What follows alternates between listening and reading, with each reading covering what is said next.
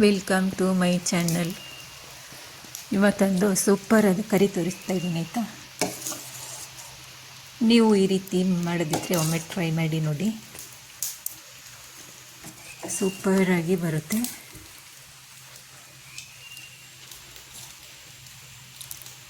ಹೊಸದಾಗಿ video ನೋಡುವವರು subscribe ಮಾಡಿಕೊಂಡು support ಮಾಡಿ. ಈ ಥರದ ಬೀನ್ಸ್ ಕಾಳುಗಳನ್ನು ತಗೊಂಡಿದ್ದೇನೆ. ಇದು ಪಕ್ಷಿ ಮೊಟ್ಟೆ ಅಂತ ಹೇಳ್ತಾರಲ್ವ, ಪಕ್ಷಿ ಮೊಟ್ಟೆ ಕಾಳು ಅಂತ ಹೇಳ್ತೀವಿ. ಪಕ್ಷಿದು ಮೊಟ್ಟೆ ಇರ್ತಲ್ವ, ಅದೇ ಥರ ಇರುತ್ತೆ ಈ ಕಾಳುಗಳು. ಮಸಾಲೆಗೆ ತೆಂಗಿನಕಾಯಿ ಪೀಸಸನ್ನು ಹಾಕ್ಕೊಂಡಿದ್ದೇನೆ, ಜೀರಿಗೆ ಸ್ವಲ್ಪ ಹಾಕ್ಕೊಳ್ತೇನೆ. ನಂತರ ನಾನು ಇದಕ್ಕೆ ಚಕ್ಕೆ, ಲವಂಗ, ಶುಂಠಿ, ಬೆಳ್ಳುಳ್ಳಿ ಹಾಕ್ಕೊಳ್ತಾ ಇದ್ದೇನೆ. ಒಂದು ಟೊಮೆಟೊ ಹಣ್ಣನ್ನು ಕಟ್ ಮಾಡಿ ಹಾಕ್ಕೊಳ್ತೇನೆ.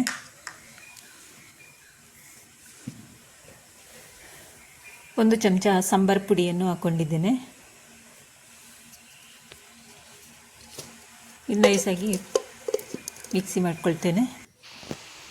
ನಂತರ ಒಂದು ಕುಕ್ಕಿಂಗ್ ಪಾತ್ರೆ ಬಿಸಿಗಿಟ್ಟು ಇದಕ್ಕೆ ಸ್ವಲ್ಪ ಕುಕ್ಕಿಂಗ್ ಆಯಿಲನ್ನು ಹಾಕ್ಕೊಳ್ತಾ ಇದ್ದೇನೆ.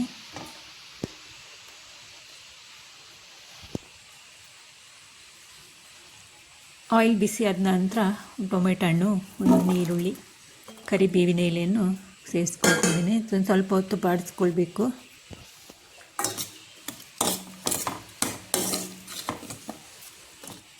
ಅಕ್ಕಿ ರೊಟ್ಟಿ, ಅಕ್ಕಿ ಕಡುಬು, ಬಿಸಿ ಅನ್ನಕ್ಕೂ ಸೂಪರಾದ ಕಾಂಬಿನೇಷನ್ ಆಗಿರುತ್ತೆ ಇದು. ಇವಾಗ ಕಾಳುಗಳನ್ನೆಲ್ಲ ತೊಳೆದು ವಾಶ್ ಮಾಡಿ ಹಾಕ್ಕೊಳ್ತಾ ಇದ್ದೇನೆ.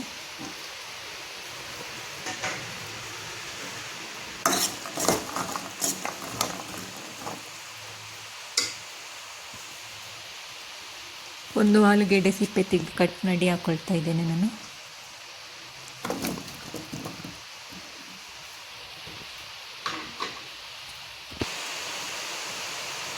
ಈ ರೀತಿ ಒಂದ್ಸತಿ ನೀವು ಕರಿ ಮಾಡಿ ನೋಡಿ, ಸೂಪರಾಗಿರುತ್ತೆ. ನಾನು ಕಲ್ಲುಪ್ಪನ್ನು ಹಾಕ್ಕೊಂಡಿದ್ದೇನೆ. ಒಂದು 1/4 ಚಮಚದಷ್ಟು ಅರಿಶಿಣದ ಪುಡಿಯನ್ನು ಹಾಕ್ಕೊಳ್ತೇನೆ.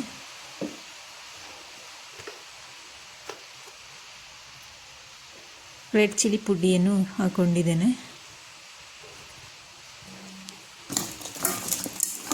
ಸ್ವಲ್ಪ ಹೊತ್ತು ಮಿಕ್ಸ್ ಮಾಡಿ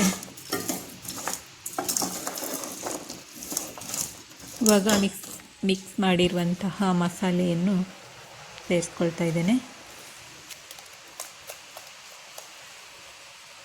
ಮಸಾಲೆ ಹಾಕಿದ ನಂತರ ಸ್ವಲ್ಪ ಹೊತ್ತು ಮಸಾಲೆದು ಹಸಿ ವಾಸನೆ ಹೋಗೋ ತನಕ ಫ್ರೈ ಮಾಡ್ಕೊಳ್ತೇನೆ ಗೈಸ್.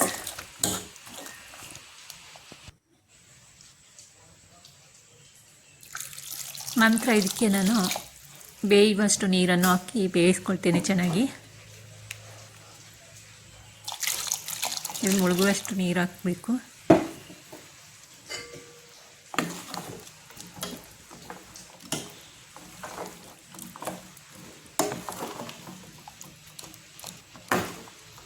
ಇವಾಗ ಒಂದು ಲಿಡ್ ಕ್ಲೋಸ್ ಮಾಡಿ ನಾನು ಬೇಯಿಸ್ತೀನಿ.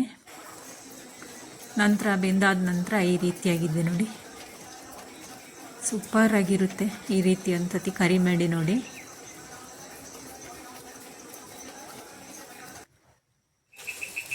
ಫೈನಲಿ ಈ ರೀತಿ ರೆಡಿ ಆಯಿತು ನಮ್ಮ ಬೀನ್ಸ್ ಕಾಳು ಕರಿ.